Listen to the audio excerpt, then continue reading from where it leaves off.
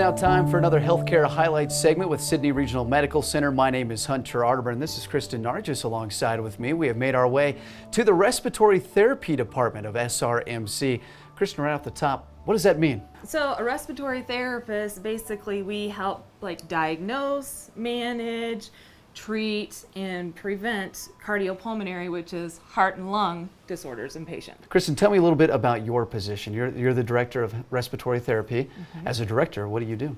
So working in a critical access hospital, it's a kind of a unique situation because yes, I am a respiratory therapist, but I'm the Director of Cardiopulmonary Services. So that means I oversee all the heart and lung stuff of the hospital. So I have respiratory therapists that work for me, and I have cardiac nurses that work for me. The respiratory therapists take care of respiratory stuff in the hospital and in our outpatient areas. And then my cardiac nurses also work in the cardiology clinics, and we have cardiac rehab.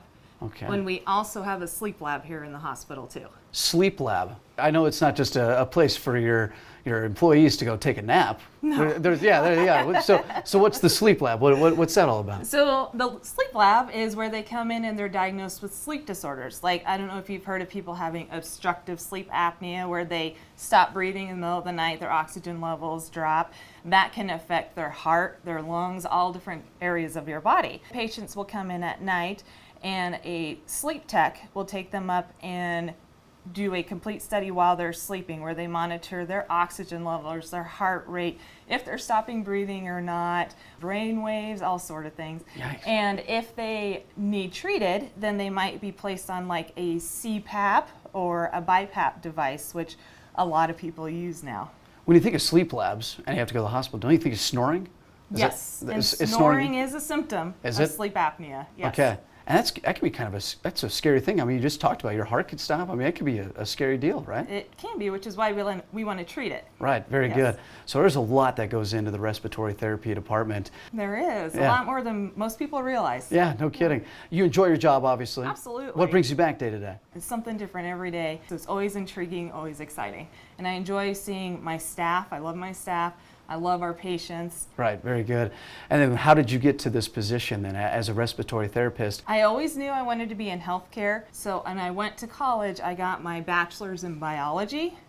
And so from there, like I said, it opened it up to all the healthcare fields. So I looked into multiple healthcare fields, and I was working at a hospital in Denver, Colorado, and they kept paging respiratory therapy overhead. Uh-huh. So I didn't know much about respiratory therapy at the time. So I asked if I could go job shadow with some of the respiratory therapists and fell in love with the field. How long have you been a respiratory therapist? So I came here right out of school. Okay. And so I've been here 15 years. 15 years. And you've enjoyed every minute of it. Every minute. That's awesome. Yeah. So if there's a student, maybe whether it's a medical student right now, maybe it's a high school student, hasn't even gone off to college yet, Sure. but they want to get in the medical field. Maybe they're in your shoes that just like you knew you wanted to do something in the medical field.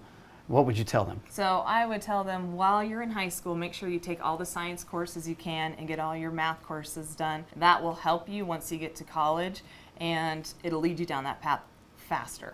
Very good. So we have inpatient and outpatient coming Yes. up. What's the difference between those two? So an inpatient is a patient that's within the walls of the hospital. So like in a patient bed or like in the ER or in OB. We also help with OB as well. Okay. Outpatient means they're coming in just for that day to have a testing procedure done. Very good. We're going to be talking with Kristin's respiratory therapist, both inpatient and outpatient, when Healthcare Highlights continue with Sidney Regional Medical Center.